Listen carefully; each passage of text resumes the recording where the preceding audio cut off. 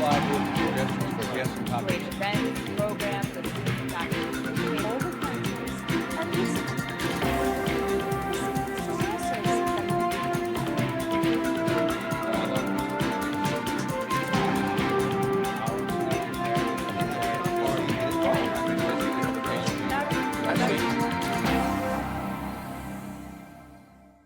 Welcome to this week's segment of Dialogue Houston. I'm your host, Lawrence Payne.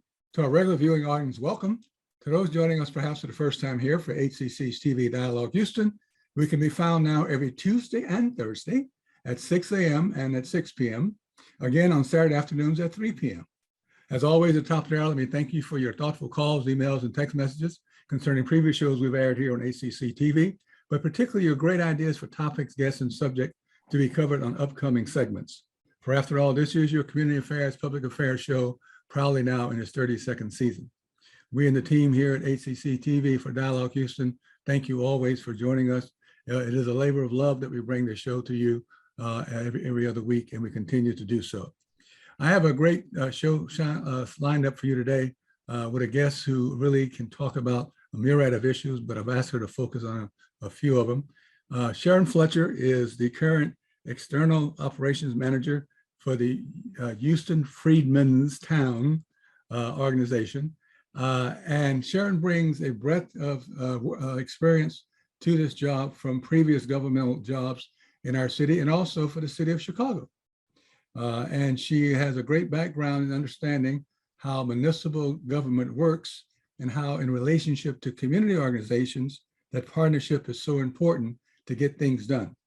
In this case, her efforts are being put to the preservation of the history and legacy of Freedmen's Town. I can't think of a better thing to do, and to have people understand all that went with emancipation, all that went with freedmen's, all that went with segregation, desegregation, now resegregation, now all those things we've gone through. Let me just stop and say, welcome, Sharon. Thank you, Mr. Payne, for having me on. I'm so excited to be here today. Well, I wanted to give that little context so that people can understand where we're coming from in the show. But tell us all the wonderful, exciting things that's going on with the Conservancy. Oh my God. Well, as Mr. Payne has shared, my name is Sharon Fletcher. I am the External Operations Manager for Houston Freedmen's Town Conservancy. I am responsible for overseeing our special projects, our strategic partnerships, along with advocacy for the organization, which advocacy is a big part of what we do for the Houston Freedmen's Town Conservancy and the residents that live in Freedmen's Town. Freedmen's Town, give us a little history and background of Freedmen's Town. So, oh my God, Freedmen's Town is literally the child of Juneteenth. That day on June 19th in 1865, when the emancipation or those orders were read by General Granger in Galveston, that was the day of freedom. And of course, imagine being a slave and counting on people for all the things that you do for your daily living and all of a sudden being free. And then what do you do next? So as the story is shared with me, many of those folks migrated here to Houston on the banks of Buffalo Bayou and began the settlement of what we know right now in Fourth Ward as Freedmen's Town. That happened in 1865. So about a little over 1,000 or so former slaves actually settled and created Freedmen's Town. And Freedmen's Town now is the first heritage district of Houston right now. Oh, wow. Okay, Yes. with the historical plaque and marking and all of that. Yes. All right. And there's Yes. something coming up called the National Historical Trail?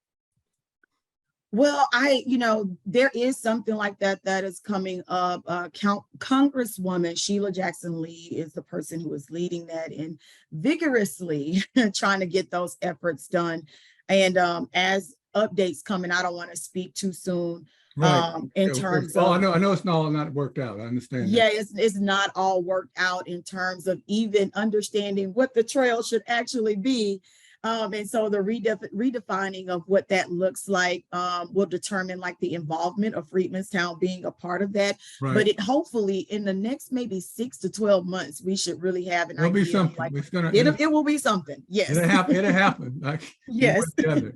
But let's go back to the founding of Freedmanstown. Let's try to paint that picture for everyone. These former slaves who now were free leave Galveston, probably on some little boats and barges that they could get, come down to the Buffalo Bayou, get off the Buffalo and they build these wonderful, we call them shotgun houses. They Yes. build these wonderful houses. They lay out the area, the grid of what the Yes. little area is going to look like. They lay the streets out with brick.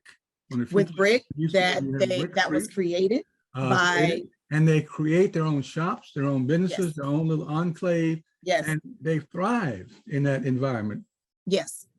So literally the Houston Black Wall Street, if you will, going back to what you were saying, Larry, in terms of all of these folks coming here and leaning on themselves, leaning on one another, and really Yeah. creating this community that was one full of commerce and business, entrepreneurship, that was full of also educational institutions as well, along with churches where business was being done. Not only was church for the religious purposes, but they were also the place where you actually got an opportunity to do business.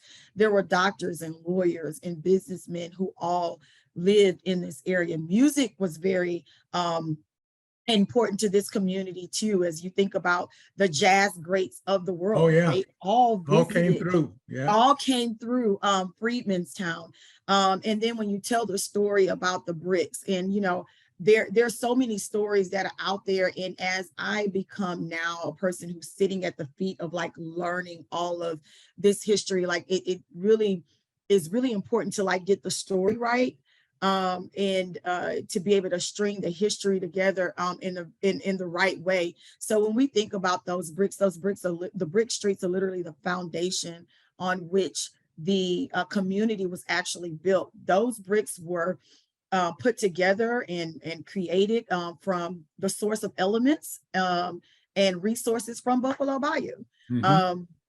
Ned Pullum, who actually owned the brickyard, was the person who created these bricks, and thus there was an issue that happened with the city back then in terms of them saying, oh, you need to be able to contract these services through a specific entity, but that particular entity ran off with all the money that the Freedmanstown residents had raised in order to lay the I bricks. remember that story. Yep. Yeah.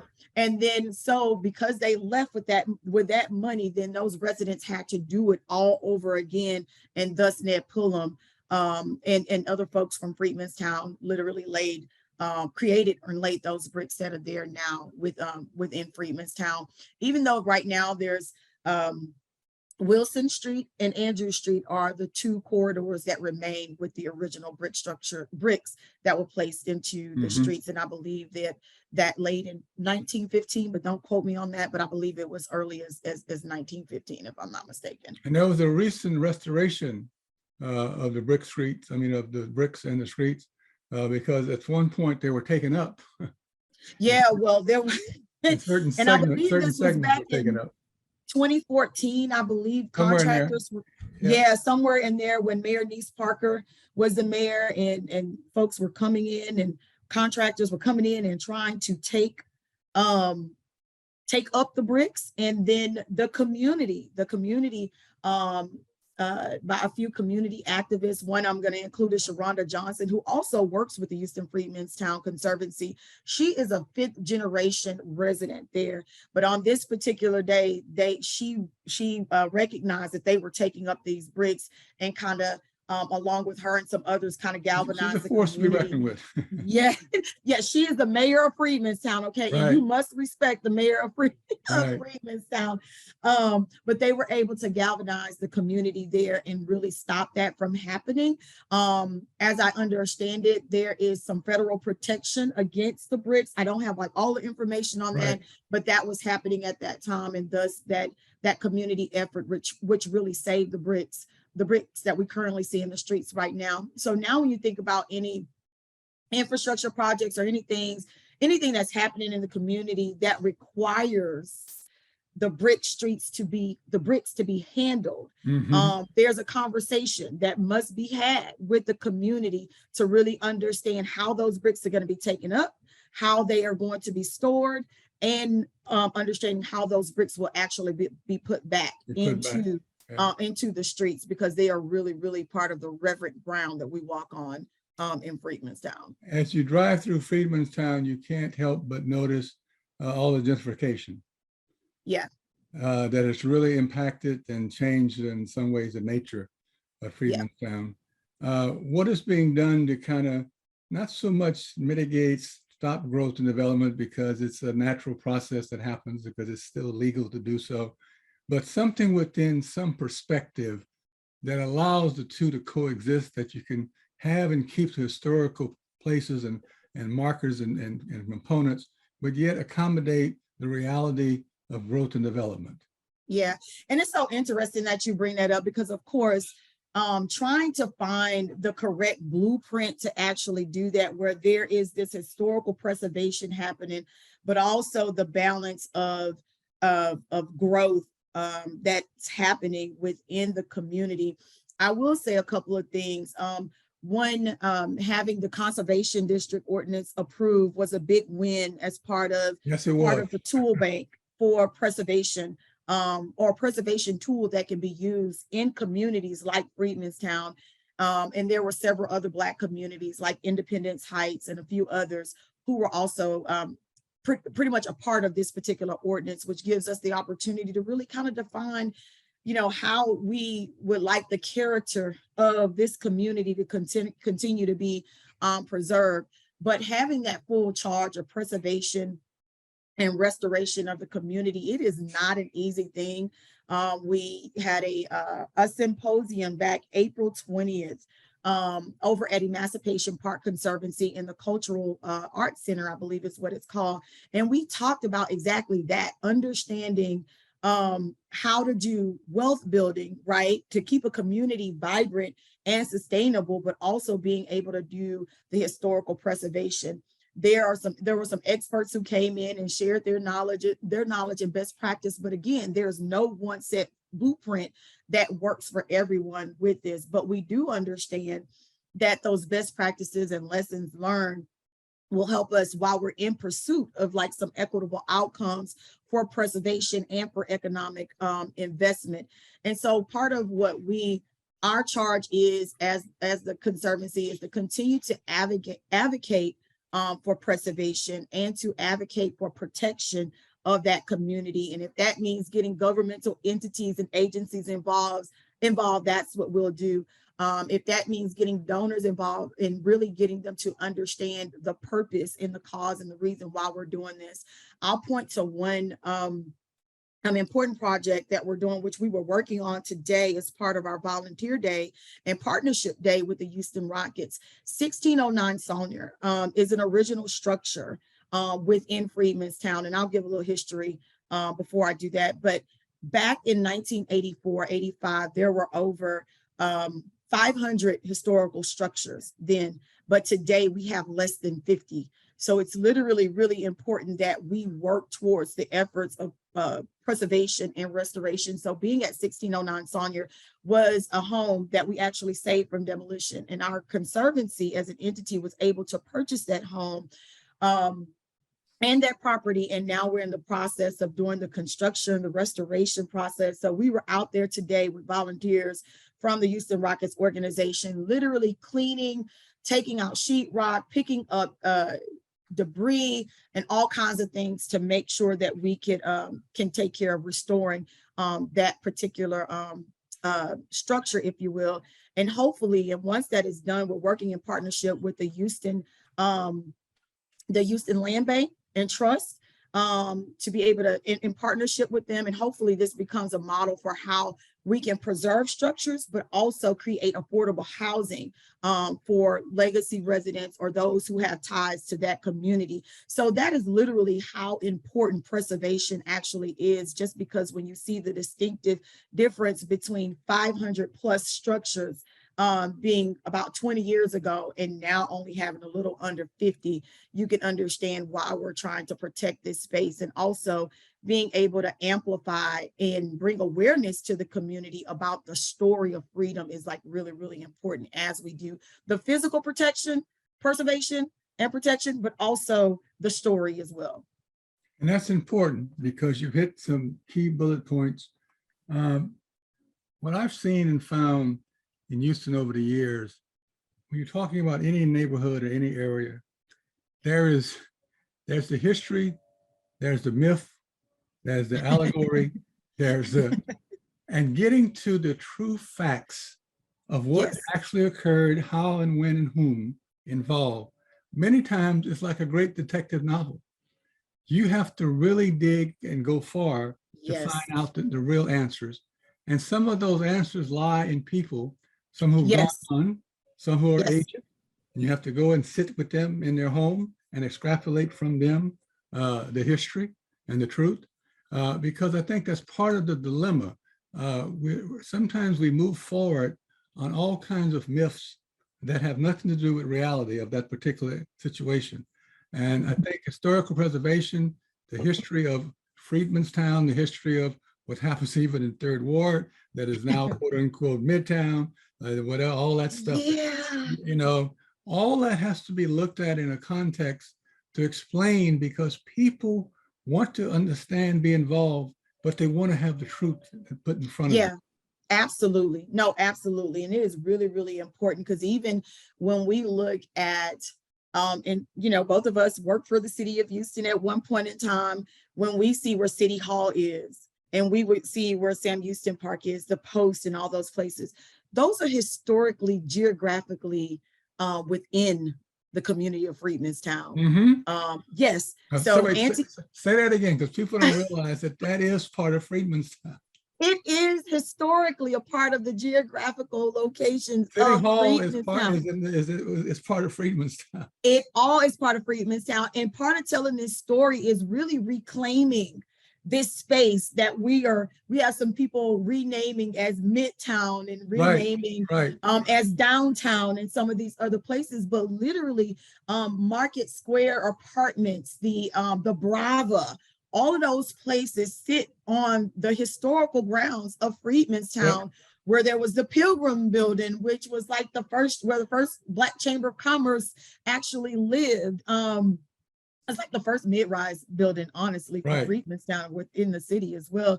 And people can go out and do some research on it. As a matter of fact, the African American History Research Center has quite a bit of information on these structures. And when you think about that, plus the colored Carnegie Library, plus colored high school, I mean, like all of these structures live within Freedmen's Town in the historical geographical location of Freedmen's Town. So even when One Allen Center, we were in the homes of, well, the business offices of Macquarie on yesterday, and some of them seeing their faces light up to say, hey, you're actually on the grounds of Freedmen's Town. People were like, oh, wait, oh my God, when did that exist? So going back and talking about all of that, especially when you think about Antioch Missionary Baptist Church, which of course, 45 ran right through the belly of Freedmen's Town and kind of divided it up. So Antioch sits on that other side of it, but also across the street from it previously was the West End Baseball Park, where the Negro League actually played.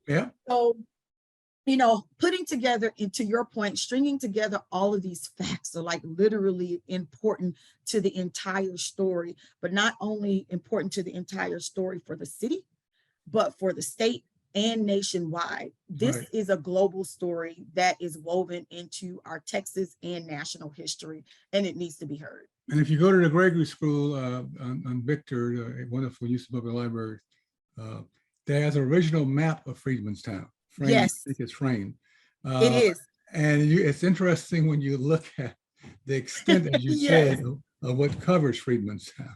Absolutely. Absolutely. Amazing. So let me shift gears with you a little bit in the time we have left. So what do you see as going forward, the challenges to begin to get people clearly focused on these issues, to educate them, to train them, to have them develop into advocates for this kind of preservation, not only of Freedmen's Town, but just also as relate to our entire African-American history, or I might even say our colored, Negro, Black, African-American history as we move forward into these next generations. Because so many of the young people do not know this history, Yes. do not even appreciate this history if some of them do know it. And I keep having these wake-up calls, and I haven't done one in a while. I used to do these talks for different schools for Black History Month. Yeah. Well, not Juneteenth, because schools are Black History Month and Dr. King's birthday. And I asked a group of kids one day who Barbara Jordan and Mickey Leland were. Did not have a clue. Really? I didn't say Jack Gates. I didn't say Jack Gates and all those from that. I said Barbara Jordan did not have a clue. Oh my God. I think honestly, so along with our efforts to protect and preserve, we also commissioned with educating and engaging our communities in the city around us. And I will say, I want to give, thanks and also acknowledging our executive director, Zion Escobar, who has done a fantabulous job of sharing the story of Freedmen's Town and really amplifying it to say, this is really a big educational moment for us right now. But in terms of really educating our youth, I think it's, as part of our charge is just going and meeting people where they are and really being able to share the story and share the importance of the story. Because for me, as I learn every single new detail, it gives me a sense of pride, right? Yep. About where I come from, who I'm connected to, why it's important that I go out into this world and do really, really great things. But I think meeting people where they are, going into the schools, into the educational institutions, and really sharing the stories about Barbara Jordan, sharing the stories about Mickey Leland, sharing the stories about Al Edwards. I mean, like literally, we need to be able to do this, and sharing the stories about Mr. Vance and Mr. Pullum and all those folks who historically created Freedmen's Town. And then of course, partnering with institutions, when you think about like even partnering with the Houston Rockets, like partnerships are so important because they allow us to be able to bring, if you will, like a rebirth and a reemergence, right?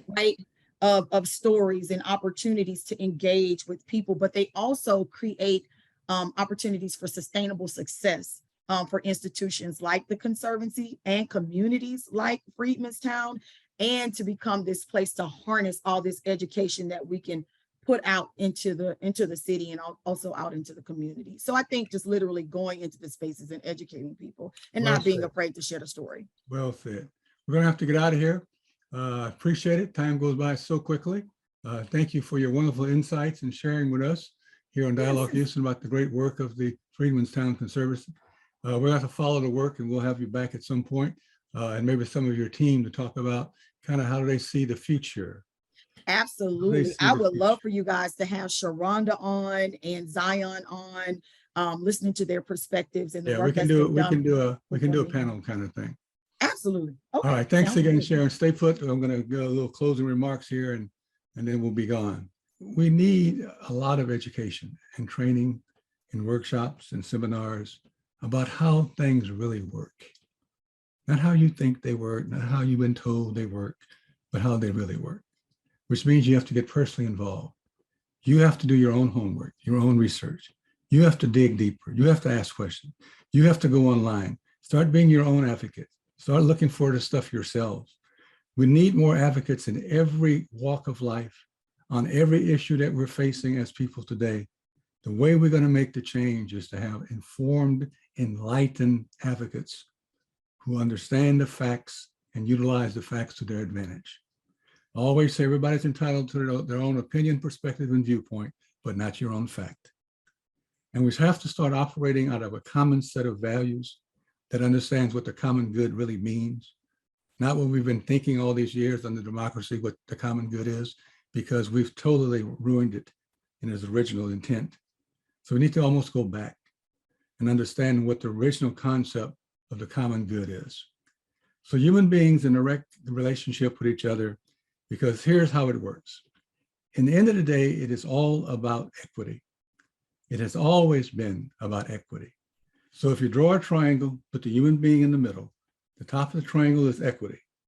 How do you get to equity? There's only one way that you ever get to equity, and that's through empathy. The road to equity is through empathy. And how do you get empathy? You develop relationships. Relationships built on mutual trust and respect with a broad spectrum of people. Relationships that are nurtured, maintained, and valued, because nothing happens without trust. No one does anything to or for someone they do not trust. And when you have a trusting relationship, you develop an empathetic heart with the cause and the plight of the other, who's now you have met. That other is no longer a stranger, it's a human being. And out of that understanding of the human being's plight, their challenges, their struggles, their things that they've gone through in their lives and their families, you begin to develop that empathy. And then when you look at why they are in the state that they're in, it always goes back to equity or the lack thereof, of inequalities and all those things we talk about. So we're at a point where I think the human rights mandate goes something like this. What is the fair, moral, ethical treatment of all human beings? What should that look like, act like, perform like, be held accountable to, be committed, have transparency around it? And once we can decide that, we can ask the two ancillary questions that go with that, or statements that go with that. All human beings' lives matter. All human beings are equal. But you can't get to those two until you establish that benchmark. So we as a country going forward, in the integrity that we want to have, we're going to have to really take new moral and ethical standards to get there. People want accountability. They want transparency and they want trust. Those are the hallmarks going forward to be able to get things done. Human rights, our common humanity, allows us to experiment with each other, to have knowledge to share, to develop, to facilitate exchange and information through training, workshops, and all those things I mentioned. These are not optional anymore. We have to do these things because the disunity that we see amongst this country, this state, and in some ways even this city, has to stop. We have to come back together as a people. There's only one people. And so we are in an inflection point. It is doable, and we'll make it happen. We look forward to you joining us in future segments of Dialogue Houston. We'll have guests that talk to some of the things that I just raised and give us a chance to go in depth a little bit. But we thank you. We appreciate you as we move into the summer. Enjoy Juneteenth. Enjoy the summer. Take a break, please. Somebody, please take a break and relax and vacation. Take a deep breath because you're going to need it in the fall when you come back because the issues are going to be facing us deeply. So until then, as always, be safe, be well, and peace, power, and love.